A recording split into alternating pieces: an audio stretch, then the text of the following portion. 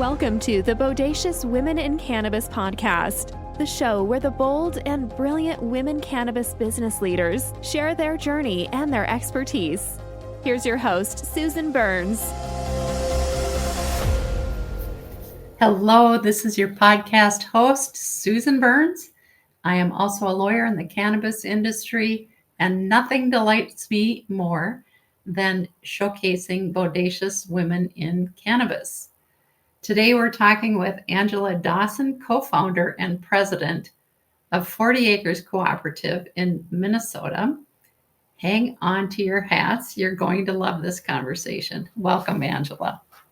Thank you so much, Susan. I'm excited about today's conversation. I think it's so important for women in cannabis to have these conversations publicly so that we can encourage and support each other. Yay. So thank you. You're welcome, and thank you. So 40 Acres Cooperative, you're in a unique type of business, I would say. Do you want to tell us about that? Sure. It's actually quite been an adventure to bring this effort and this dream about. I have quite a few, stories about the cooperative movement in general. I've been a part of co-ops. I'm a member of about 5 or 6 different cooperatives in Minnesota, in our state of Minnesota. It's actually one of the most co-ops per capita in the country, Minnesota. I did not know that. Yes. And we also have some of the highest revenue generating cooperatives in the country in Minnesota. And as a young mom in my mid to early 20s, I was introduced to co-ops mostly because of the food system, right? I have my youngest daughter had some pretty serious allergies, and I found that the stores that were in my neighborhood didn't have the kind of food that I needed to address all of her food issues. And so I first was introduced to the idea of cooperatives through trying to find some food solutions and nutrition solutions for my family. And I quickly acclimated to the model and found that I loved the way it was human-centered rather than profit-centered, and the way that the community and the people who use the cooperative services are the ones who get to control and make decisions and be on the board. And I just really thought that model was something that attracted me, and it's something that we needed to use more in different sectors. So that was the other cool thing, is that you don't just have to have a co-op related to food and groceries, that you can have a cooperative related to agriculture. You can have a cooperative for electricity and utilities. You can have a cooperative that focuses on housing or health. And so that's really how 40 Acre Co-op came about. From my experience with really successful cooperatives in Minnesota, I dug deeper into the model, and I really found that the challenges that I was facing in my own farming and agricultural journey really had a cooperative solution. And so that's how 40 Acre. Yeah, so you took the co-op model, and I mean, I think most of us urbanites are used to it as you said, like a grocery store, the food model, and you used it for agriculture. Absolutely. I found, which I think is not in some areas so uncommon, but it's very unique here in Minnesota for sure. Yeah, definitely. Minnesota is one of the leading states in the country to come up with co-op friendly laws. So that was helpful. And I did some research and ended up having some really great conversations with co-op educators and also some early co-op attorneys who helped me along the way. But, I do still find it really challenging to operationalize the model because it is so unique. A lot of banks don't know how to handle it when it comes to financing projects. Foundations in the philanthropic world don't really understand it because it's not a 501c3. Even though profit isn't its motive. It's not a nonprofit in the way that most foundations are used to funding. So I did find that it was necessary for us, and I think a lot of co-op businesses find that it's also necessary to have another sort of complementary business to support the co-op model just in order to make it operationalized. So last year, I did also co-found a 501c3 nonprofit called The Great Rise. And The Great Rise is a nonprofit that focuses on cannabis education in the state of Minnesota. And also, we're the only cannabis equity organization in the state of Minnesota. So we're specifically focused on making sure that not only women, but people of color and underrepresented communities achieve equity within the newly legalized cannabis space in our state. Nice, which we don't have yet. Which we don't have yet, no. But it's in the works, okay. But Tom, I want to hear first about, I wanted to ask you more questions about that because I didn't know about that. And in case listeners can't tell, Angela and I are both from Minnesota, and we have had conversations before, and I'm a huge fan. But tell us about your farming, your agriculture, Yeah. and how you use your co-op model for that. Right. And then we'll get into the price. So I have to, I mean, to be honest, I have to tell people that, I was in law school when I decided to take a sabbatical and study and dig more into my farming roots. And I've always known in the background that farming was a part of my family story, but because of, some communities, especially what you'll find with Black farmers in particular, is that there's some complications and layers and sometimes trauma connected to our farming stories. And I'm no different than that. I am a fourth generation farmer, meaning that all of my father's family had been farmers from the very beginning. And so they eventually moved from the South, where they were farmers, to Iowa. And there's a pretty large farming colony that was established called the Dawson farming colonies all across southern Iowa. They created multiple food hubs. But, there also is a super complicated relationship between the USDA and Black farmers, in such that 98% of Black farmers over the past 100 years have lost their farms. Meaning, what was that percent? 98%. There was 1 million. 98%. Yes, there was 1 million Black farmers at the beginning of the 1900s. And today there is less than 50,000. So, wow. In environmental terms, we would call that an endangered species. Yes, we would, wouldn't we? Yes. And so I am quite, I consider myself very, I don't even know if luck is the right word, but I consider myself very unique to be the surviving 2%, right, of that 98% loss. And so I do say that I didn't choose to be a farmer. Farming chose me. Mm-hmm. And I think it's all a part of this story with 40 Acre Cooperative, right? So I am the first of my grandparents' legacy to restart our family farm, the Dawson family farm in Legacy. And it is not without its challenges. When I first decided to become a farmer, and I went to the USDA website and I saw all the fancy language about how the USDA loves farmers and they have special programs for historically underrepresented farmers. And I was quite naive when I started, quite frankly. And I went and I applied, and I was quickly denied.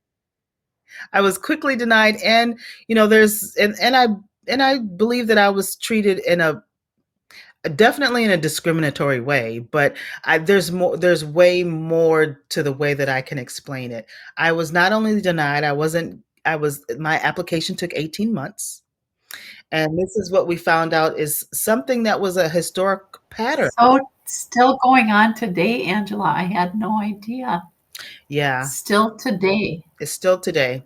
Because that's what they used to get rid of the 98%, right?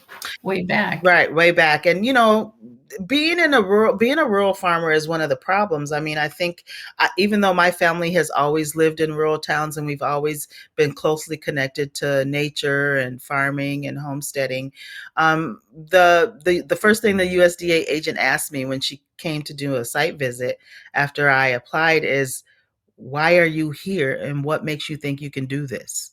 And she said it for many reasons. I mean, she said it because I was also a woman. She said she had never seen an applicant who was a woman who applied by herself without her husband.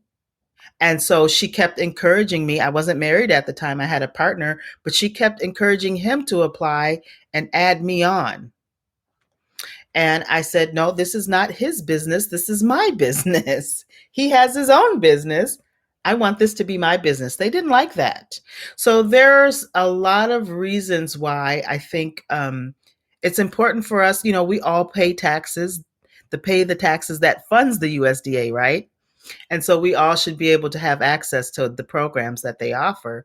But what I found through that experience is not only are they still have some pretty racist policies, but they're also really antiquated when it comes to women and our ability. Racist and sexist, I guess, huh? Yeah, it was really unfortunate. So it was the last thing that I had expected to do, but you know, the experience was painful at the time because through that denial, I did lose that farm. I had applied because I was farming organic hogs, and there's a certain way in order to humanely farm organic hogs that there's a certain setup that you need, and I needed the funding was to provide me this housing equipment. There's a certain kind of housing. It's this A-frame housing that we use to pasture the pigs, and the equipment's kind of expensive. And so I needed some funding to help in order to secure this hog marketing contract.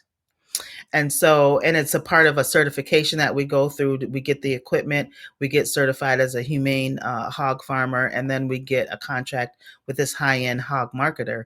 And so I couldn't secure the contract. I had to sell the pigs and leave that farm. So um, it was a painful experience at the time because I had put a lot of energy already into the hogs, and I had developed a real love for my sow and my pigs and what we were going through. So it was quite a trying time at the time, but it did also lead to the birth of the 40 Acre Cooperative, which at this point has now taken on a life of its own in terms of the requests, the people that it's attracting, the farmers that we're working with, the programs that we're offering, and also now the impact I believe that we're having with the USDA. I just left Washington, D.C. last week, having a meeting with a lobby day with the legislators at the Capitol to talk about socially disadvantaged farmers in the new Farm Bill. Good for you. Thank you for doing that. Yeah. So look, I was going to say, the phoenix rises from the ashes, but I'm like out of pig shit. Exactly. Right? Pig shit. I don't know what the phoenix equivalent would be for an analogy. We'll have to come up with that. Yes. Yeah. Absolutely. Yeah. Okay. So you lost that first farm because of some, gosh, unfortunate, I guess, is a very nice way to put it, circumstances. And then what inspired you? So I usually ask, like, where was the moment in building your business where you just went, oh shit, like what now? And you turned it into something that was really much better than what you would have done in the first place. So how did that come about that you, from out of the pig shit, started this 40 Acre Cooperative, which is a major business in Minnesota for farmers, especially underrepresented farmers? You're right. I mean, when I think of sort of the visual explanation of what that moment was is when I got the denial and I was clear that I wasn't going to get any funding, and I was in the barn with my sow. Her name is Faith, and she was actually she was giving birth to about 9 piglets. And I was in the barn alone with the pig because my partner was a truck over the road truck driver, so he wasn't even there. And so I was being a doula to this pig, and she was squealing having the babies, and I was squealing crying because I knew that I couldn't keep them. And we were in and I just stayed in the barn all night with her as she was having the piglets, and I just knew at that time, I was like, I know that I'm going to have to sell these piglets. And Faith, who ended up being a really high quality breed of organic pig. And as a matter of fact, I did sell her to a friendly farmer in Wisconsin who said that that was the best genetics that he ever had, and he has had the most success with those litters that he ever had with any of the pigs that he had. So I ended up so the full circle moment was that I was crying in the barn with Faith as I was trying to contemplate what the next phase for us was. I'd have to get rid of her, and I was kind of going through the thought process of what was going to happen. And then I said, this shouldn't happen to anybody else again. Like, this is something that should not happen to anybody else again. So I went online and I looked up the USDA and Black farmers. I basically Googled that.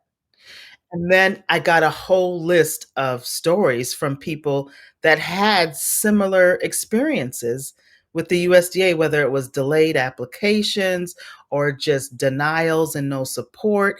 And that's when I said, okay, so this is not just me, even though it's personally painful for me, this is a collective issue.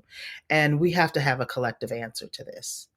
And that's when I said, there's not any farmer cooperatives in my area that I could call for help.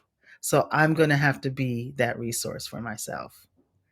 And I started getting on Zoom. I called a couple of Zoom meetings and I emailed some folks, and we started having weekly discussions about your experience with the USDA and trying to get your farm started as a farmer of color.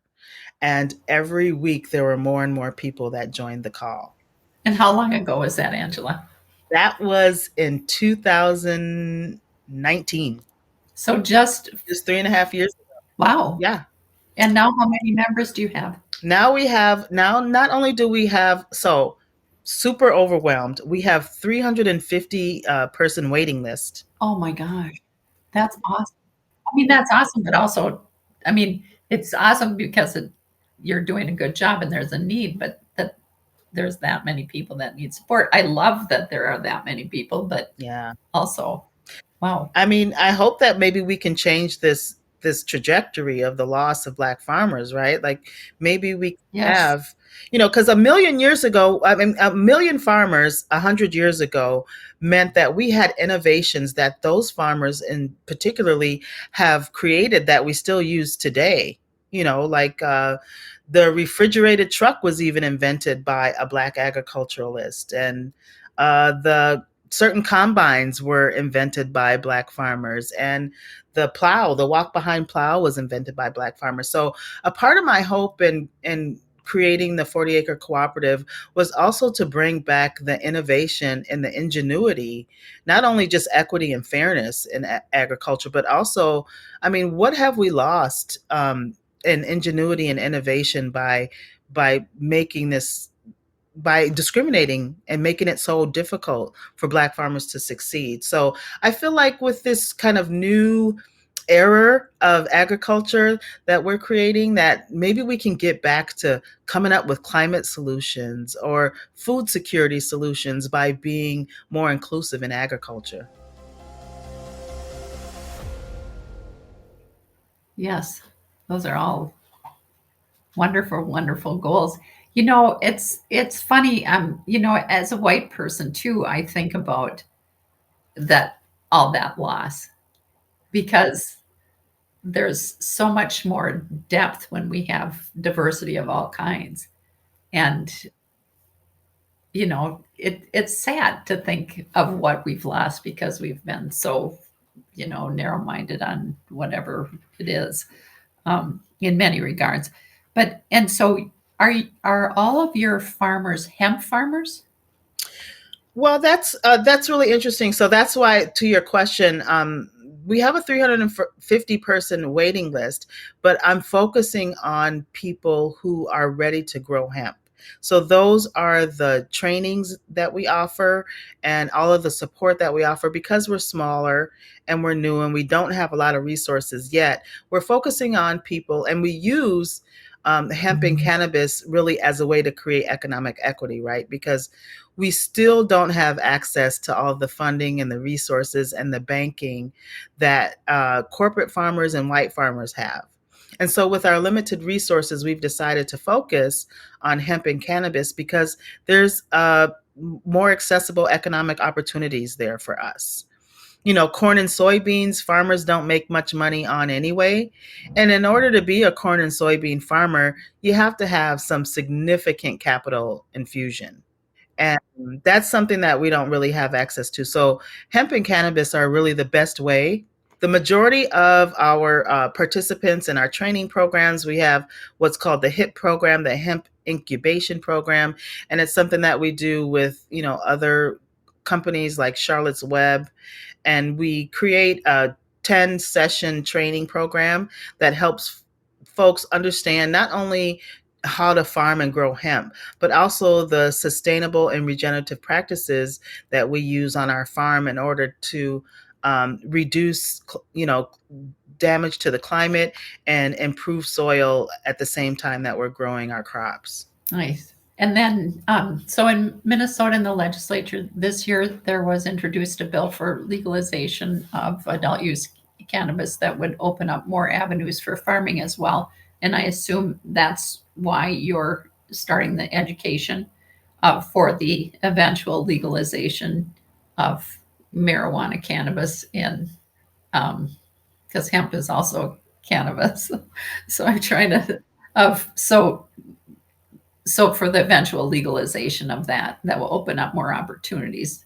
With hemp, it seems like there's such a nice lower barrier to entry because of the licensing and all that is relatively straightforward and easy with the Minnesota hemp program. Yeah, the Minnesota hemp program, we've been licensed to grow over the last 3 years. Each year we've been licensed and we've grown our crops successfully and have tested and have passed all the tests, which is great for us because, in the process of starting the 40 Acre Cooperative, one of the first things that I did is I found it was really important for us to have access to our own supply chain. So I created my own cultivar, which we've kind of temporarily named her Wonder Woman, which is a female, a very strong female feminized strain of hemp that has really great CBD profile, but also tests below the legal limit for THC so that it's able to be used by people all across the state and the country. But yeah, and so then after that, in July of last year, the state of Minnesota legalized low dose THC, right? And hemp, in addition to hemp. So hemp derived THC is what they call it. But you're right, it gets confusing. That was legal already. Right, it was legal already, but they legalized THC up to 5 milligrams per serving or 50 milligrams per pack. They put a dosage limit on it, is what they did. and well, I think the coolest thing was they said you can put it in edibles and beverage. I think that was the biggest change. That was so important for us because before that, for quite at the most important time of our growing season, there was a time where it was not legal to have hemp within edibles. And so that did halt a lot of our sales and it did put a real kink in our operation for that year. So we were glad that there was some kind of fix, but you're right. Now we're in conversations to create a more equitable legalized cannabis market here in the state of Minnesota. We think something is going to come about. There's lots of conversations. I'm probably in meetings every other day to discuss this. But, the Great Rise is really the vehicle that I've been able to do that under because there's so much, there's been so much difficulty, honestly, with the legalized market across the country on how to implement um, equitable measures that allow the people that have been so harmed by the war on drugs and by the prohibition of cannabis to finally be able to participate in a legal market.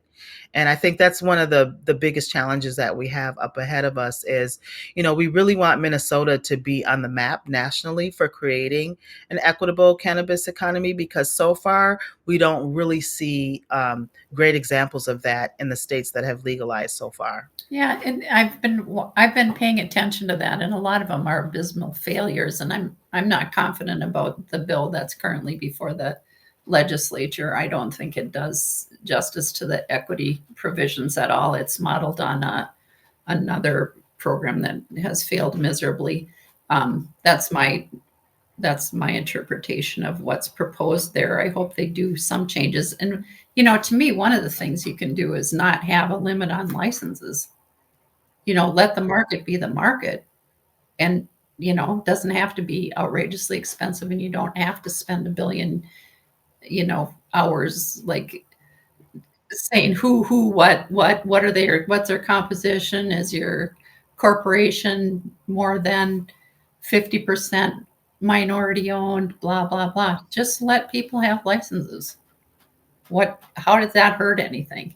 Right. Yes, that's one solution we definitely have to consider. But, also with the history of inequity, there's just going to be an issue with, who has access to the capital. And whoever has access to the economic resources are going to be the folks that can build up quicker, that can, get leverage in the market. And so we have to figure out how to make that a little bit more equitable too. Financial supports, yes, important. And business training, which you're doing with the Rise Right thing, I think is really good. I mean, those are the other two components, but a lot of it is licensing and that astronomical fee that goes into it and all that kind of stuff. That's the first barrier I see. But and yeah, to get the license, you have to show you have the financial wherewithal to do it and all those things. So, well, let's hope Minnesota gets it right. I'm pulling for it.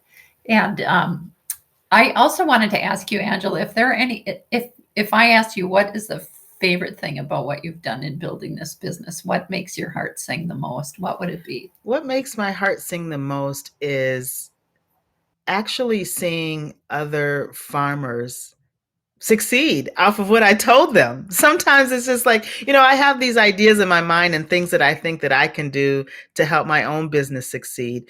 But when you see the reach that you have, that's just beyond your own personal business, and that it's actually something that someone else can duplicate and find their own family farming legacy and find it to be successful. The history of farming for people like me in this country is sometimes people just think that it's a hard, traumatic thing. And one of the things that I really wanted to do with 40 Acre Co-op is change the narrative of farming for people like me from something that is ridden with just I don't even know, difficulty and trauma and poverty and pain.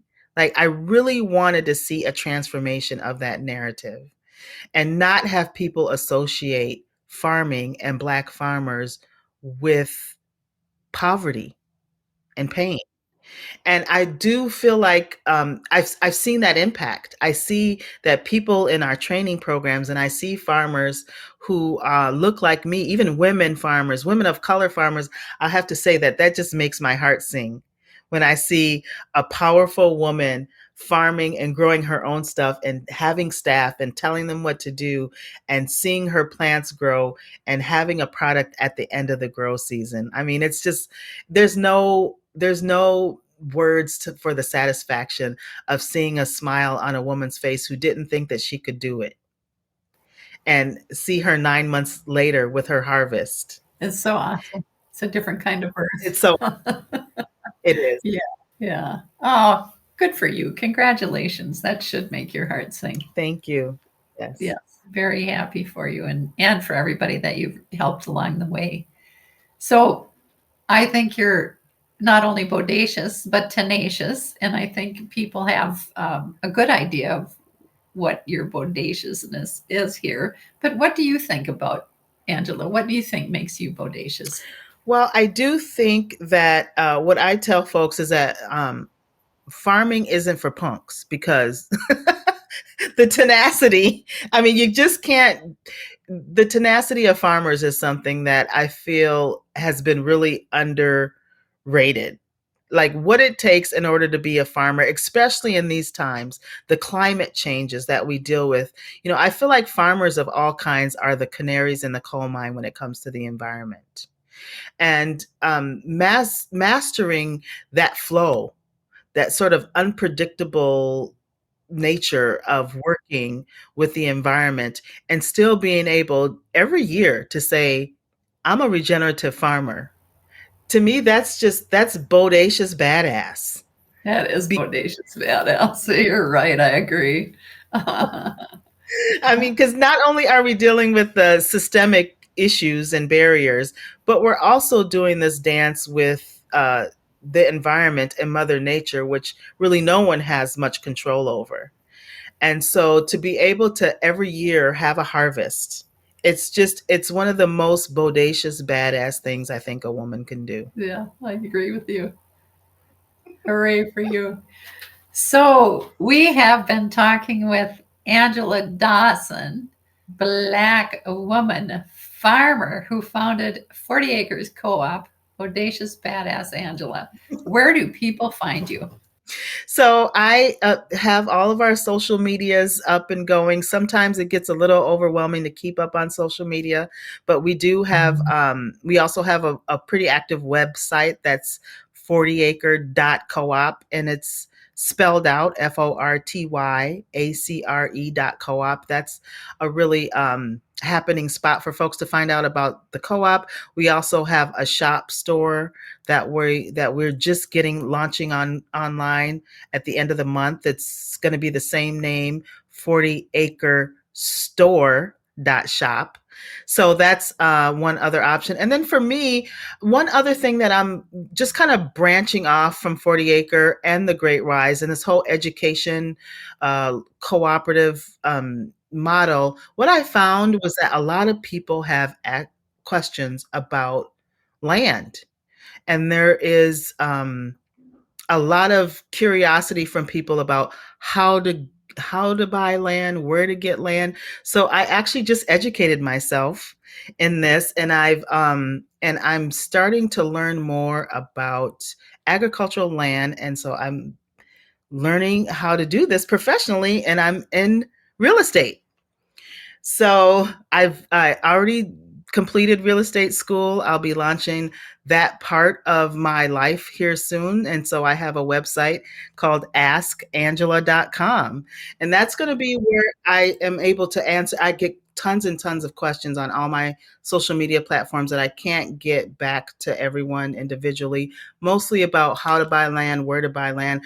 I always don't just promote for folks to just buy land in areas that they're not familiar with. There are some things that people don't know about buying land that can be really costly. And so I have a couple of friends, even some Black women farmers in the state of Minnesota, who went through the whole effort of buying land, found out that either because of zoning or certain easements that are on the land that they can't operate it. And so they had to sell it or get rid of it and find other land. So this is a new phase for me.